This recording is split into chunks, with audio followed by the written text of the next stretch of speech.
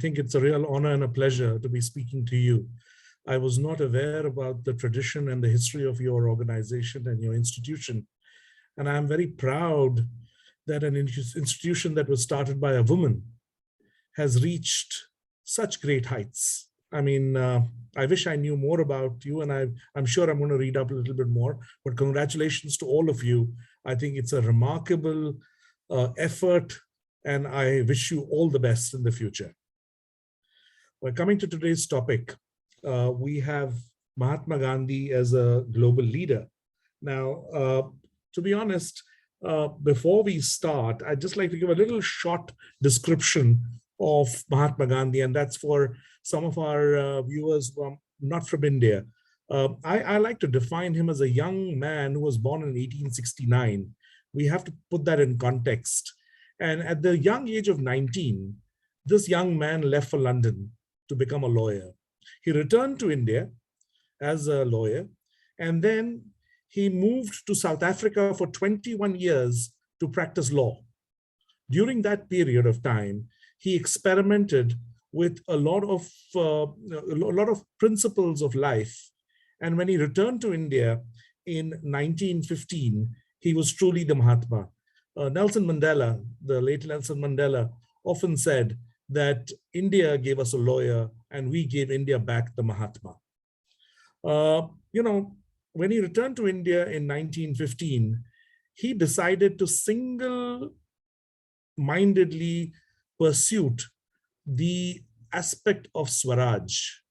And I want you to understand that he did that for 31 years, because if you calculate from 1915 to 1947 is when India got independence. It was 31 years that this person, just a single aim, he didn't waver from it. And he called it Swaraj. He wanted India to have total independence from the British Empire, full independence. And that's why in India, we call him Bapu. Or in other words, father of our country, father of India. I would like to define him not only as a father of India, but also call him an ideal world citizen. His life, if you see, has qualities which the world needs to emulate today. In fact, he has made a statement, my life is my message. And when I was interacting with a few people, they said, something was a little lost in translation, because what he actually said, my life only is my message. So what he was trying to say is, when he lived his entire years, 78 years plus, he made mistakes, he changed his thought process, he evolved as a human being. So he doesn't want us to take a statement or something that he's written when he was 24 and start following it, or follow something which he wrote at 40 or 45 and start following it. He wants us to take his entire life in totality as a message. And I think that's very important for us to understand. And as I said earlier, I like to call him a world citizen, because he's got something, he had something, the qualities that he had. And I'm going to talk a little bit more about the qualities he had. And I'm hoping that all of us can emulate those qualities as we go along in our lives. Before that, I want to talk about his favorite song. Let's not call it a song. It's actually a hymn or a bhajan, as we call it in India. It's called Vaishnav Janto. It was written by a 15th century poet called Narsi Mehta. And according to me, it's the charter of conduct for world citizenship. I would request all of you to, take the time and go and listen to this hymn online. It's available all over. And actually even go and have a look at the translation, because you will be able to see what I'm talking about, saying that it's a charter for world citizenship. I'm gonna just read a little paragraph. It's basically 5 paragraphs, and I'm going to read a paragraph from the middle to just give you an idea. They see all equally, renounce craving, respect other women as their own mother. Their tongue never utters false words. Their hands never touch the wealth of others. And he goes on. in other paragraphs, like for example, the last paragraph, they have forsaken greed and deceit. They stay far away from desire and anger. Narsi says, I will be grateful to meet such a soul whose virtues liberate their entire lineage. So what I'm trying to tell you is if we want to evolve in this world as good world citizens, Gandhi can be a great role model for all of us. So please take the time and go and listen to the song, hymn, and also study the translation. I'm sure you'll enjoy it, and you can propagate the thought further. Now, coming to the qualities which Gandhi had, and I've jotted a few of them down over here, which I particularly wanted to talk about. The first one I talk about is the power of being morally right. What is that power of being morally right? When the law can say something, people around you can say something, your teachers can say something, your parents can say something, but there's always a moral keel in all of us, which helps us decide whether we are morally right or wrong. A quick way to describe this is, using the conscience of the opponent as your ally. It's a bit of a difficult thing to understand, using the conscience of your opponent as your ally. But I'll try and describe this a little differently, and hope you get you to understand this. I myself was struggling to find out how do I depict this power. And I came across a little clip from National Geographic where a leopard, a young leopard, is making a kill for the first time. Remember, a kill for the first time.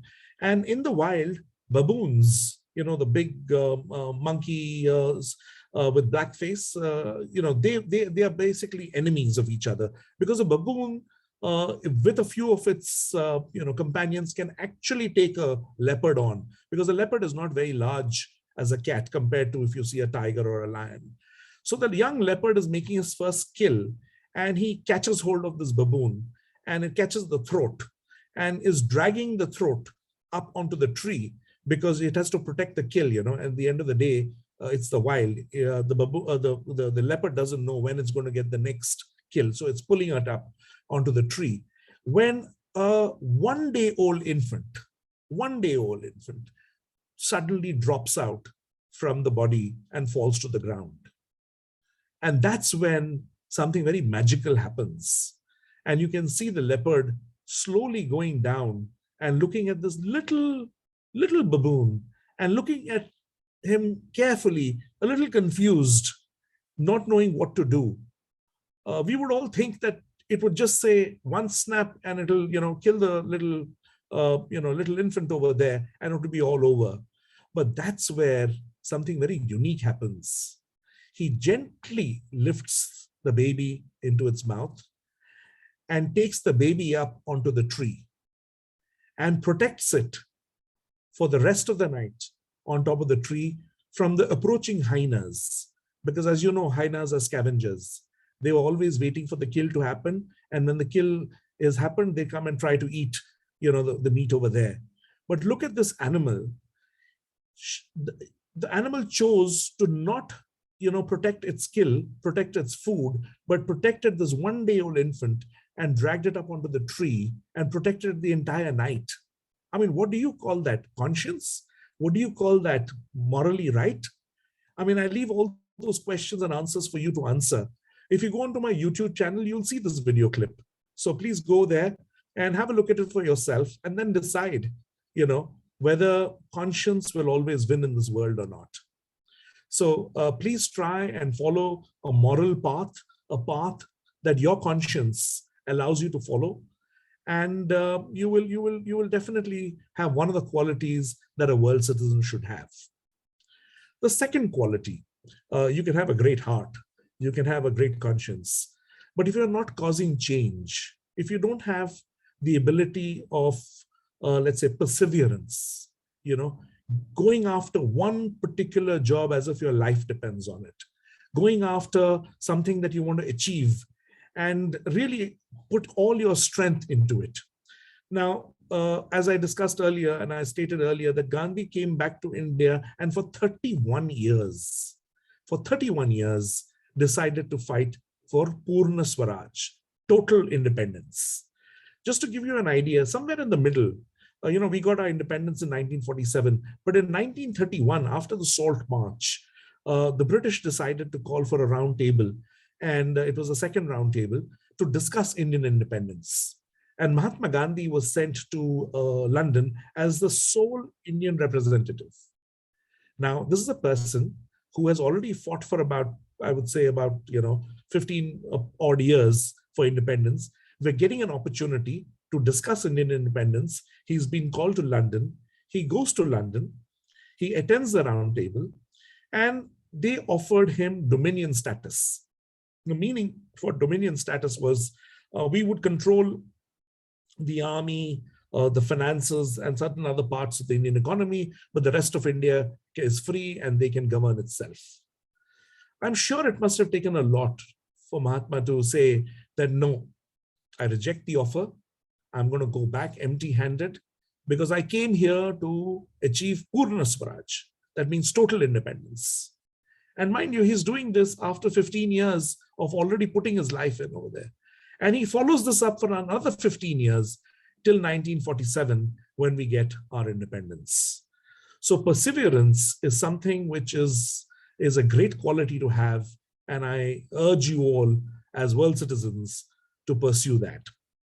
The third, you can be a great person with a lot of moral conscience. You can be very perseverant on the issues that you want. But if you're not a good communicator, you're not going to get people to follow you. You're not going to get people to join you along. So please have clear, great communication. As you all know, Gandhiji's famous Quit India movement, when he decided to tell the British, saying that, we are not going to cooperate. But guess what? We are not going to be violent either. We're going to be non-violent. It's very, very simple. It was so simple. Be non-violent and be non-cooperative. And that movement literally had entire India at a standstill. And the British were, they were perplexed. They didn't know what to do. Even if they put everybody in jails, the jails would be full, but India would still not cooperate, nor would India hit back. So I think the level of communication that Gandhiji had, communicate with maybe a labor or the farmer, at the same time being able to communicate with great industrialists such as the Birlas and the Bajajes, and communicate the same line and expect and get all of them to follow the same line, because that unity really broke the back of the British. So again, we come back. Morally right, that's great. Perseverance, that's great. You can be a great communicator, right? But at the same time, I think, practically in today's world, what are you thinking about the environment? Are you only thinking about people, or are you thinking more than people? And I think Mahatma Gandhi, if you actually go and read his works, it's 98 volumes. It's called The Collected Work of Mahatma Gandhi. It's available online also now. If you go and read page to page, word to word, you will not get the word environment or environmentalist anywhere. But guess what? Every word that he wrote had the strength of being environment friendly. He quotes actually, he says, the world has enough for everyone's need, but not for everyone's greed. I'm repeating it. The world has enough for everyone's need, but not for everyone's greed. Secondly, he also makes this very big statement. The earth, the air, and the land, and the water are not inheritance from our forefathers, but on loan from our children. So we have to hand it over to them, at least as it was handed over to us. He was very, very conscious of the environment. He was a person who also promoted saying that be local, try and consume products that are created, manufactured, grown within the 100-kilometer radius of the place you stay. Enjoy the rural environment, enjoy the people around you, enjoy nature, and really be a true environmentalist, not only a person who likes to give seminars, talks, and then goes and does something else. So I think respect to nature is again a very, very important quality today that a world citizen needs to have.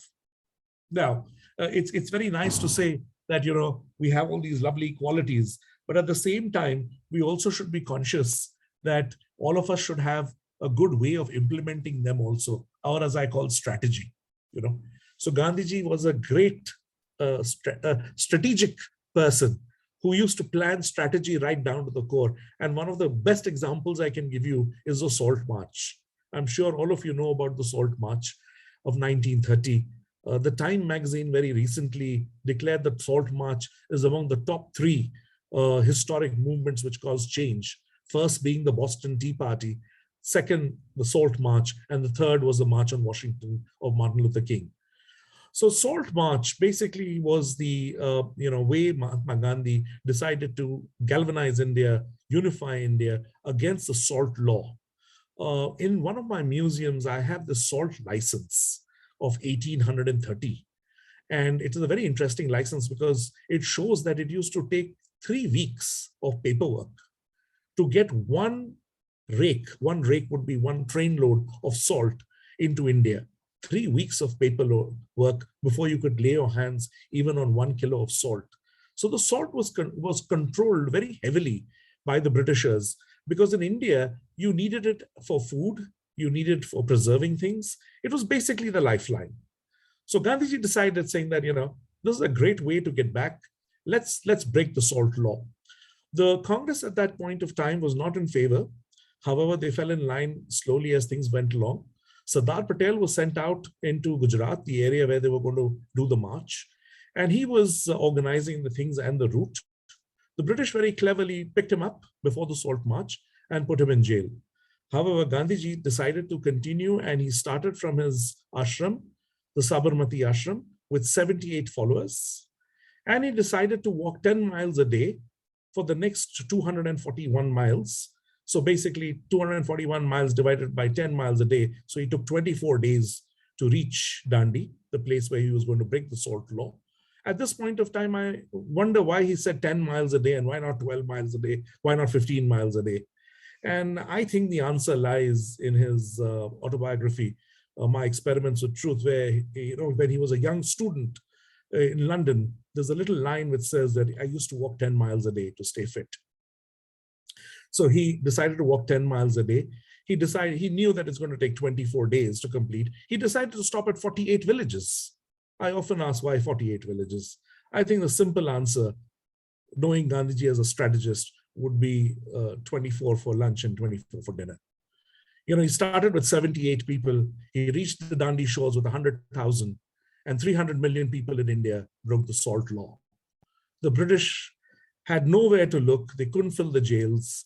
1,362 newspapers, without Facebook, without Twitter, actually carried the story. Again, at the museum, you would be able to see lots of interesting newspapers, right from the New York Times to newspapers in Arabic from Cairo and the Tribune, quoting every day of the Salt March. So I think the Salt March was a great way to show how strategy is extremely important. So if you want to cause change in this world as global citizens, I would urge you to obviously have all the qualities that I've discussed earlier, but also have a strategic plan in place so that you can achieve the end result. But putting all these on one side, there is one quality that you need to have, otherwise this world will not survive, and that's compassion. I took some time to understand myself what Gandhiji meant truly when he said, poverty is the worst form of violence. Gandhiji is always regarded as a person who propagated non-violence. But when he makes a statement which says, poverty is the worst form of violence, I think each one of us needs to spend a few days, with people who are not very rich, who are, leading lives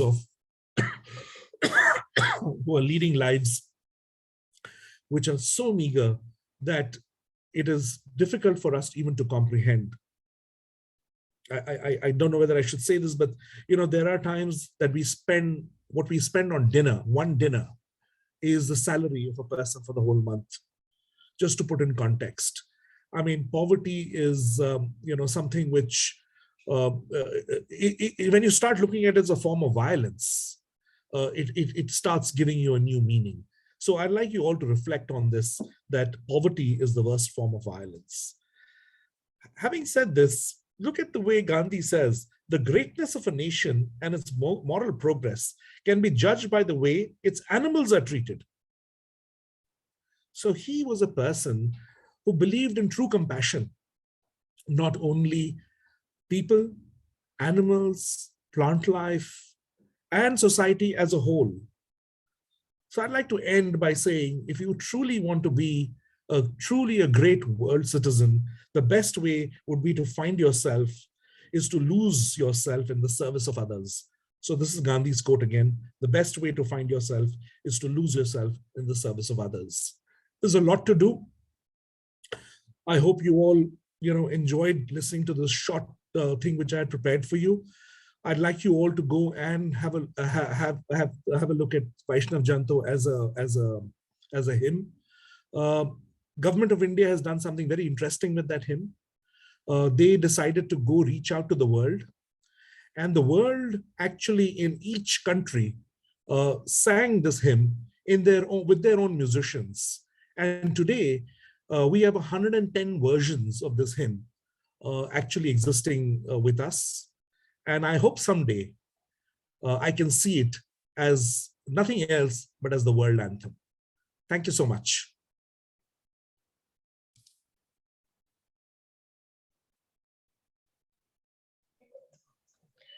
Thank you very much, sir, for your insightful theme address. May I now request today's second theme speaker, Dr. Akhil Bilgrami, sir, Sydney Morgan Bessa Professor of Philosophy Professor, Committee on Global Thought, Columbia University, New York, US, to enlighten us on the topic, Gandhi and Indian Secularism. For the next 25 to 30 minutes, the floor is yours, sir.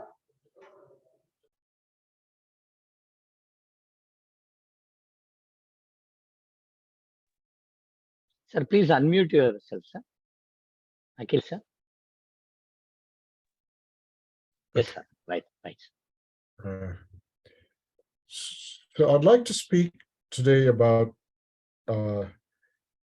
Gandhi's attitudes towards the idea of secularism. As is widely known, Gandhi never made much of secularism. He was never against it. He never spoke out against it, but he never made it a central plank of his thinking. And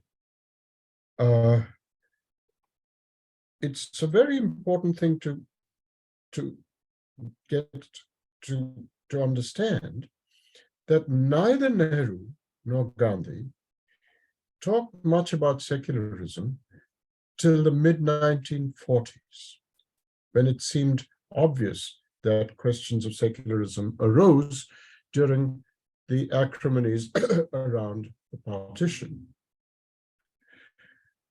But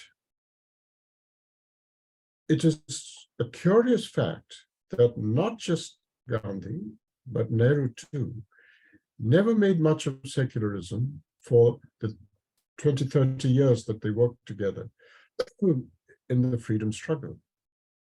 And the concept didn't surface very much. When you contrast it with how obsessively concerned we are about secularism since the 1980s, that fact that it was never much a part of the cultural zeitgeist or the discussion in that early period when Gandhi and Nehru worked together needs explanation. And Nehru was agreed with Gandhi, you can see this if you read The Discovery of India, on the reason why one did not have to make secularism such a central concept as it has become now in the period of the freedom struggle. So I want to try and diagnose what Gandhi's reasons were for not stressing secularism in all those years.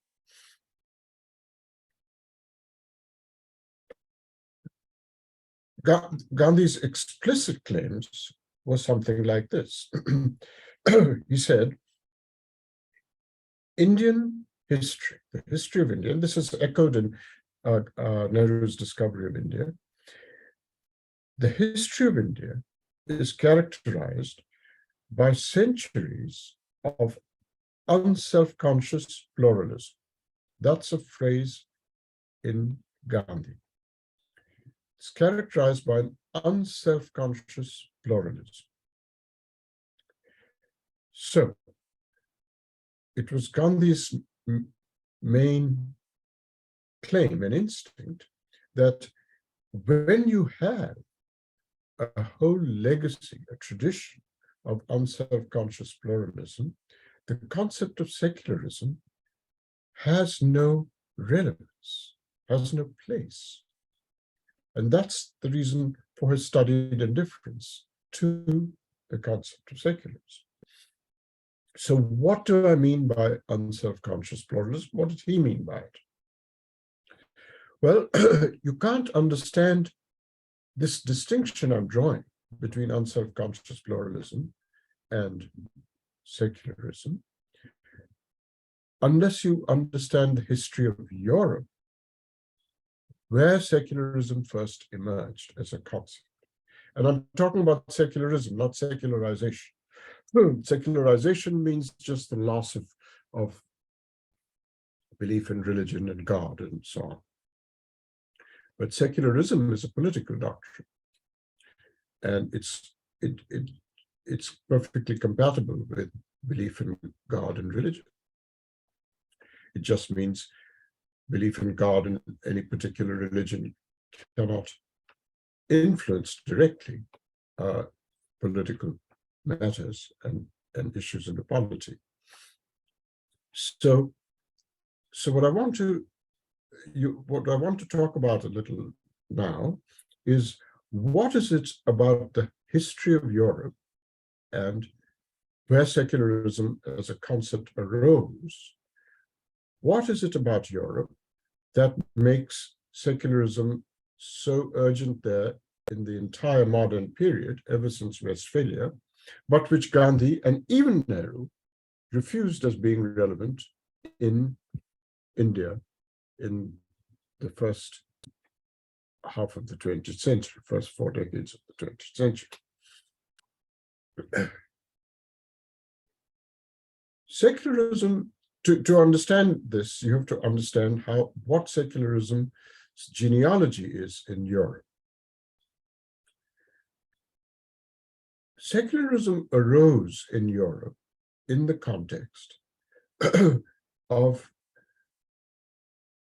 after the Westphalian peace, in searching for a way of legitimizing state power when, as a result of developments in modern science and so on, the old legitimations, the old justifications for state power could no longer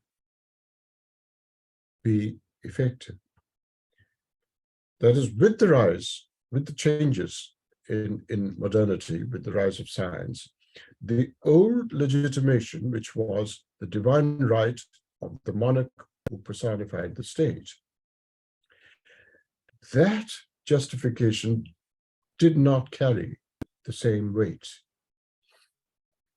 So one needed another justification, another way of legitimizing state power than the divine rights of kings and queens.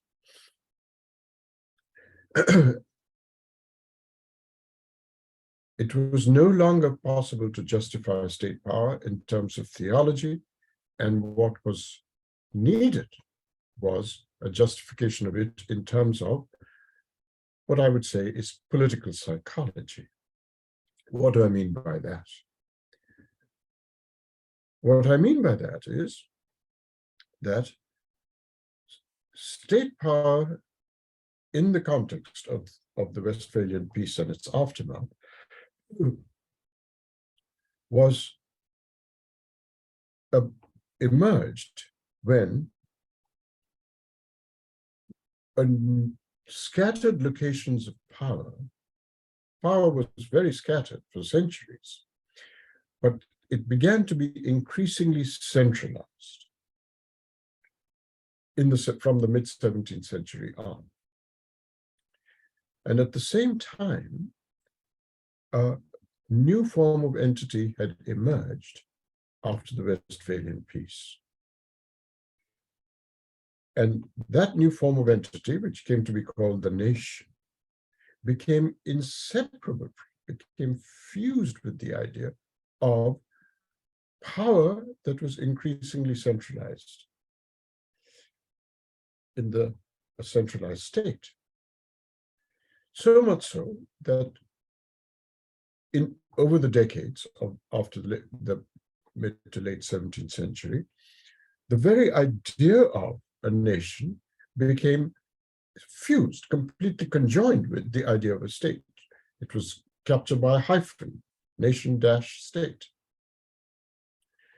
And the political psychology to legitimize state power consisted in it took the following form.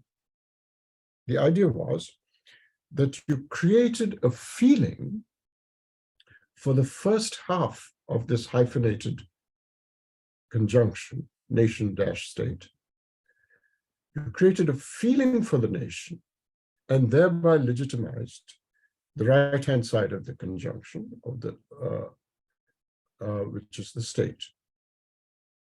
So you have a nation-state, a conjoined new formation. By creating a feeling for the first half, nation, you legitimized in the populace of the territory, you created a legitimacy for the state. This later on came to be called nationalism, the feeling for the nation, what I'm calling the political psychology for legitimizing state power, because you couldn't any longer do it in terms of the divine rights of kings. So you move from theology for the justification to political psychology. The psychology took the role of creating a feeling in the populace for the first half of this conjoined formation, the nation, and legitimize the state, which is the second half of the conjunction. How was this done? All over Europe, it was done by the following method. This feeling was created by the following method. You found an external enemy inside the territory. You despised it, you subjugated it, and you said the nation is ours, not theirs. This is the history of Europe. You think it's happening in India now? It's the history of Europe for centuries. Nation-building exercises in Europe consisted in creating a political feeling for the first half of the nation in order to legitimize the second half of the state. And the political feeling was generated by finding an external enemy within the territory, subjugating it, hating it, saying the nation is ours, not theirs. Much later, when statistical and numerical forms of discourse were introduced into the study of society and polity, this came to be called, you got notions of numbers, you got majorities and minorities, and this idea of hating and subjugating an external enemy within began to be called majoritarianism and majoritarian nationalism, and that is how state power got legitimated, by creating this feeling for the first half, which legitimated the second half of the conjoined formation. Now, everywhere in Europe, this was done very often on religious grounds. The majorities, the minorities, the external enemies within were religious groups. Protestants in Catholic countries, Catholics in Protestant countries, the Jews, the Irish, These were the external enemies within, and this led to tremendous minority backlashes. So Protestant minorities in Catholic countries fought back, vice versa. And the civil strife that this created was so deep and so long-standing that secularism was ushered in as a doctrine to repair the damage created by such nation-building exercises on political psychological grounds, to legitimize the state in the emergence of a new formation. So secularism, so religion, since the minorities and majorities in this nationalistic form of state legitimization were religious, it was thought religion was the fault line. And so one should usher religion out of the orbit of the polity, and the doctrine that was supposed to do that was secularism. That's the history of Europe. Nation building on the basis of religious majoritarianism is the history of Europe. And Gandhi's view was, it's not our history. This is not our history. So secularism is besides the point.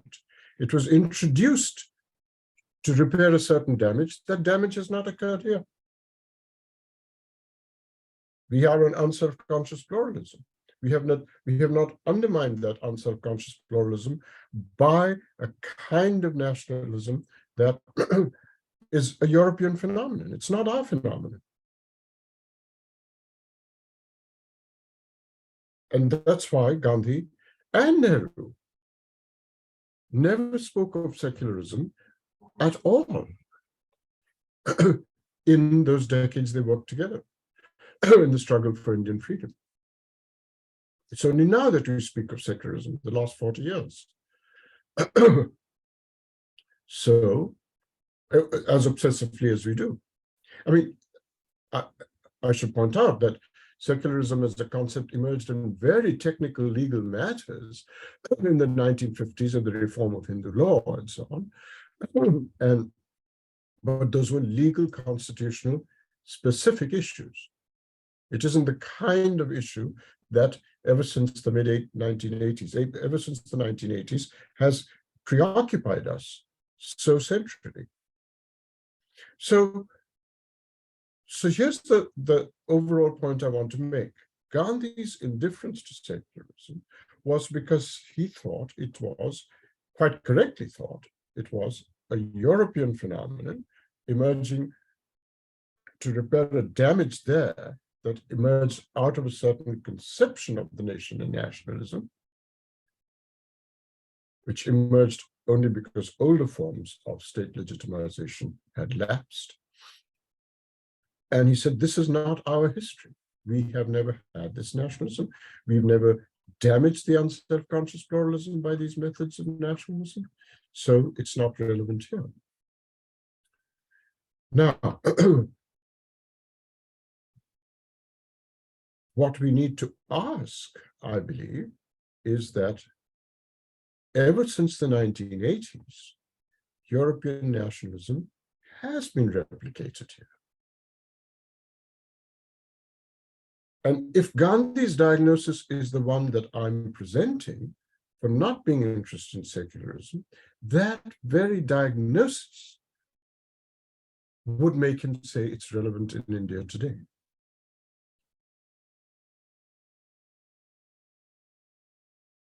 That is, if my diagnosis for why secularism was not relevant in the time that he was thinking, writing, struggling for Indian freedom, if my diagnosis is right, that very diagnosis would have led him to say, if he was alive today, that secularism is of central importance now because he understood it in its genealogical origins, which he thought were irrelevant for India then, but they are precisely relevant for India now, because India is replicating European history.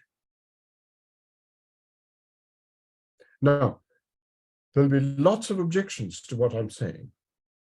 One objection will be, yes, Indian nationalism was always majoritarian nationalism. So Perry Anderson has written a sort of sloppy invective on this, on Gandhi, Nehru, and others. And so many people will say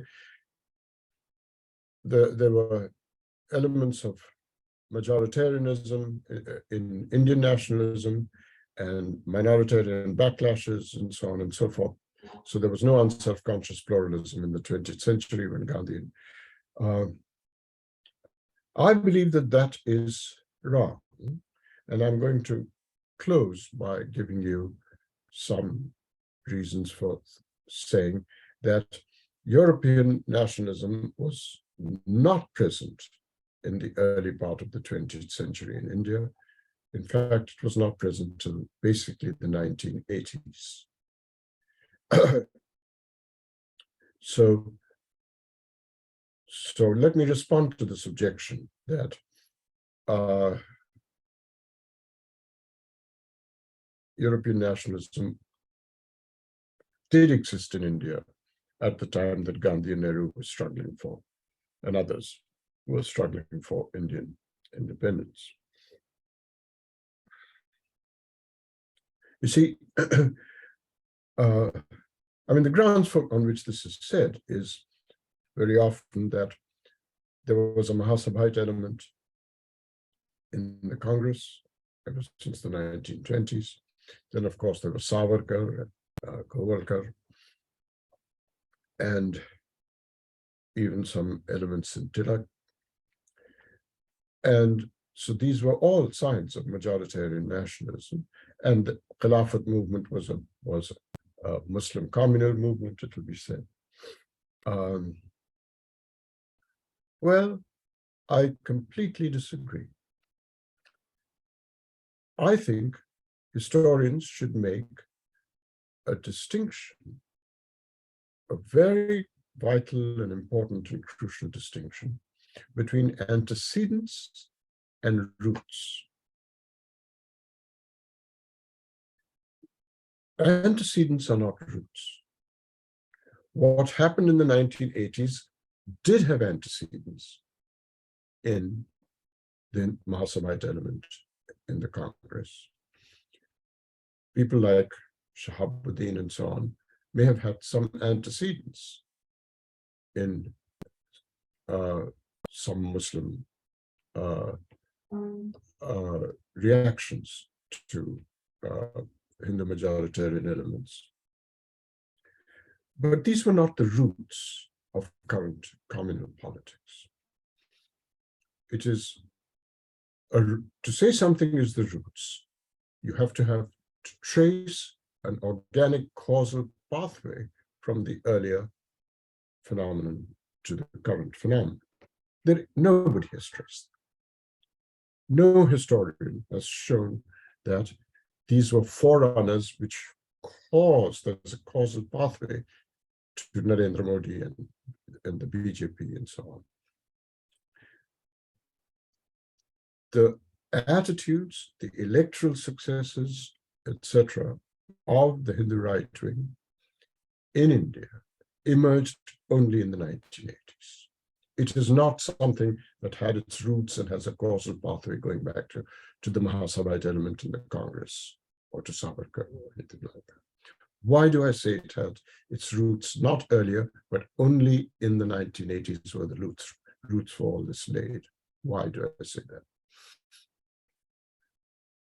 Because what made the two things which made a tremendous difference and made this genuinely new phenomenon of European style nationalism emerged. You see, let me put it this way. In any period,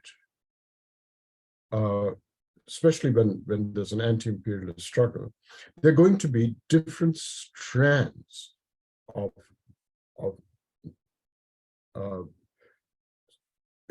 ideological strands in the struggle. So there was no doubt a Mahasabhite element in the struggle for Indian freedom. But there was also a sort of Ambedkarite struggle, which had to do with social equality, upliftment of Dalits, and so on and so forth. There was an Ambedkarite strand. There was no doubt a Mahasabhite strand. There was the left communists and socialists, Congress socialists and communists. There was the left strand. But by far the most dominant strand was Gandhi and Nehru's Congress nationalism. It dominated all the others. The others were peripheral. In fact, it's very interesting. Ranadive, the B.T. Ranadive said, it's a miracle that the left strand was not just swallowed up by Congress nationalism. It's a miracle that we had any identity that was a genuinely left identity, because it was the Congress nationalism was just completely dominant. There might have been peripheral strands, marginal strands, but they had not laid down the deep roots that began to be laid only in the 1980s. So now there's lots to say about why the roots were laid 50 years later, and some roughly 40 years or more ago. And let me just conclude by pointing to two things that laid the roots of the kind of European nationalism we are seeing today, for which secularism has to be the only response.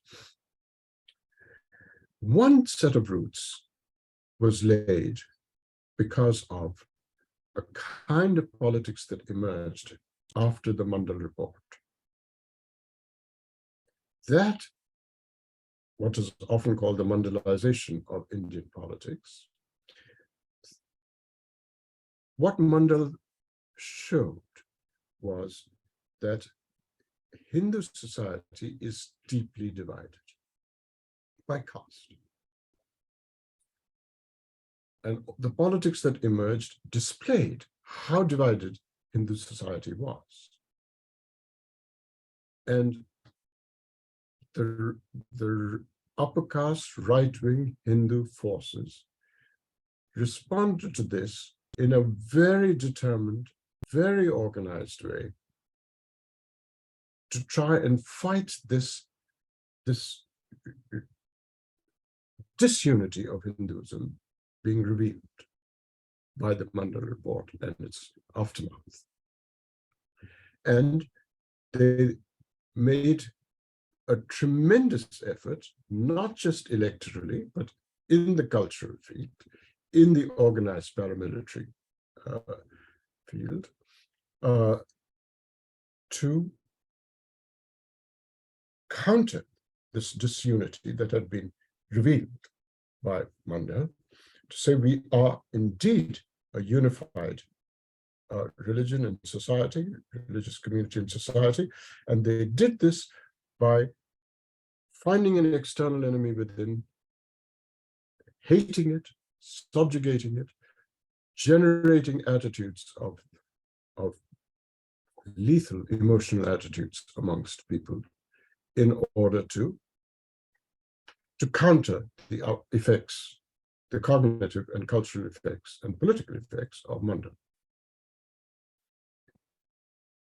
To say we are united, the enemy is really the outsider within. That is strictly a replication of what happened in Europe. And it was a response to the political effects of Mandal. The other element, which I think is a very important thing to note, also. It's perhaps less significant, but it's not negligible. And the left often dismisses it, but they can't dismiss it. It must be noted that during the emergency in the mid-1970s, the Hindu right did show some courage in opposing that kind of authoritarianism.